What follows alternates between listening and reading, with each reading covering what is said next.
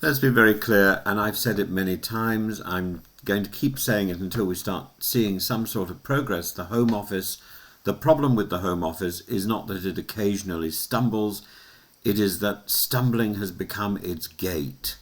The department tasked with border control, asylum, policing strategy, counter-extremism, citizenship adjudication, has grown into a lumbering ministry that fails at strategy, systems and standards, that fails to be accountable, that is inaccessible. The consequence is predictable.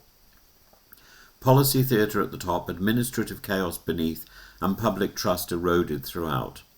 Let me frame this with two live tests of competence. First, the government's intention to recognise the state of Palestine.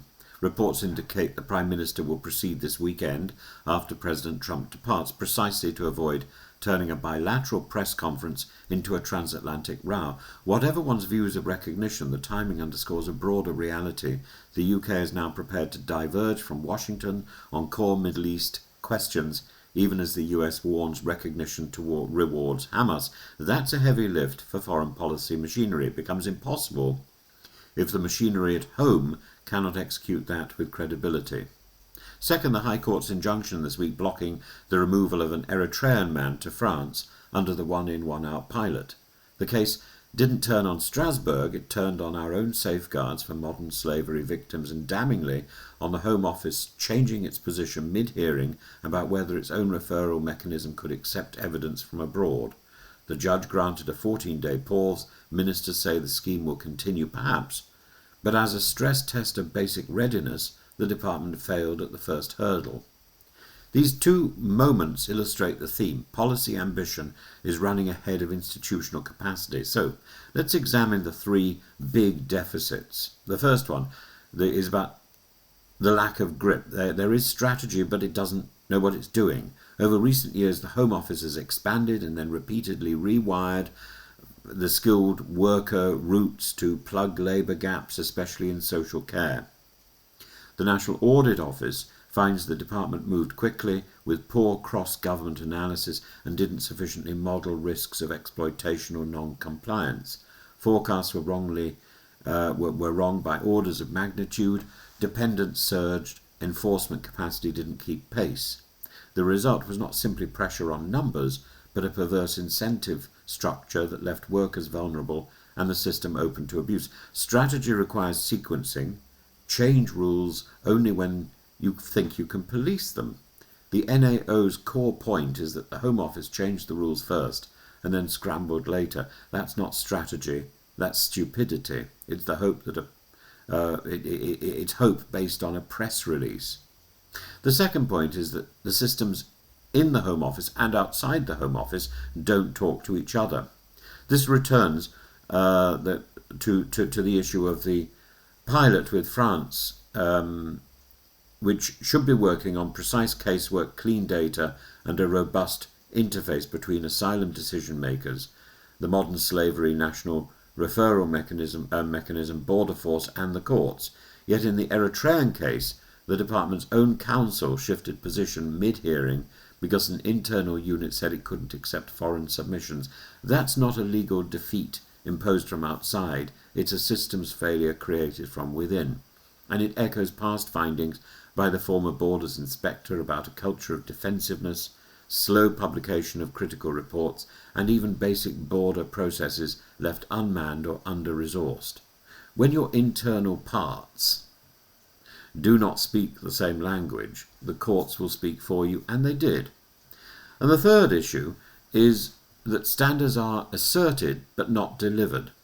It's about the difference between rhetoric and reality. Ministers rightly sanctioned Israeli ministers Itamar Ben-Gvir and Bezalel Smotrich for extremist incitement. That was coordinated with allies and set a standard on conduct that undermines a two-state horizon. But standards abroad ring hollow if standards at home are administrative slogans. If you claim zero tolerance for abuse while licensing sponsors you cannot adequately audit, or if you promise border integrity while inspection warnings gather dust, you invite cynicism and criticism. The same applies to numbers honesty. Clearing backlogs is not success if refusals are so poor that appeals spike and the queue simply moves to the tribunal. Nor is announcing crackdown success if enforcement visits still rely on Google Street View and out-of-date addresses, as inspectors have noted. That is a standards problem disguised as a staffing problem. It's about laziness in the core of the Home Office. It's about people not actually doing their work. So what follows from this? First, we need to stop pretending that the key blockage is the European Court of Human Rights or the Refugee Convention. I think the Refugee Convention needs overhauling. But the Eritrean injunction shows the immediate constraint was domestic law on modern slavery and the Home Office's own operational incoherence or incontinence or incapacity or stupidity. Change the statute if Parliament wills it, but you will still fail if your processes are brittle, your data are wrong, your units contradict each other in court. You will still fail if the ministry which is supposed to be overseeing all this is inadequate, stupid, lazy. Second, we need to re-platform casework. The NAO's criticism boils down to this: policy change faster than the casework machine. Invest in accredited decision makers, industrial-grade document management, and a single-case status spine that follows a person through asylum, trafficking decisions, appeals, and returns. Measure productivity by correct outcomes sustained on appeal, not by raw closures. Third, enforce sponsor standards upstream. If you open low-wage sectors to international recruitment, you must build a sponsor audit core with real bite. That means proactive compliance visits, data matching with HMRC payroll and company's house, and automatic suspension triggers for anomalies. The aim is neither cruelty nor laxity, but predictable enforcement that protects migrants and the labour market. Fourth, we need to reform the interface with France and the EU on returns.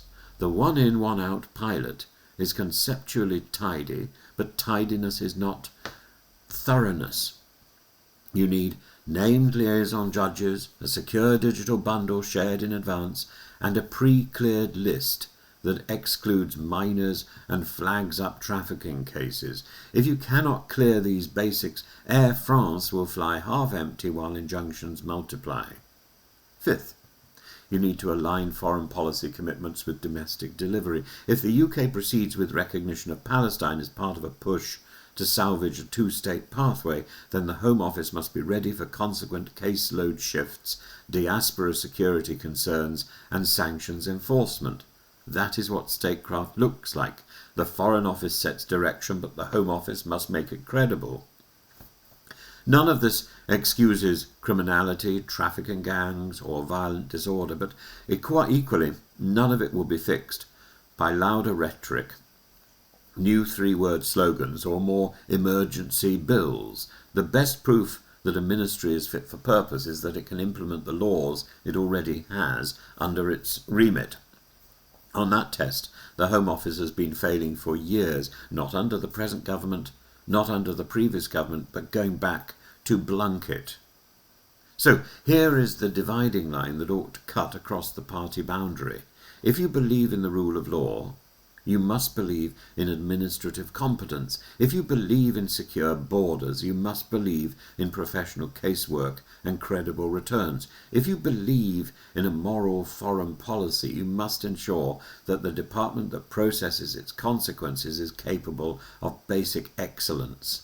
The UK can recognise Palestine this weekend if it wants to, and still be a serious country on Monday, but only if the Home Office learns a lesson that it has resisted for too long. Outcomes, not announcements, are the measure of real government.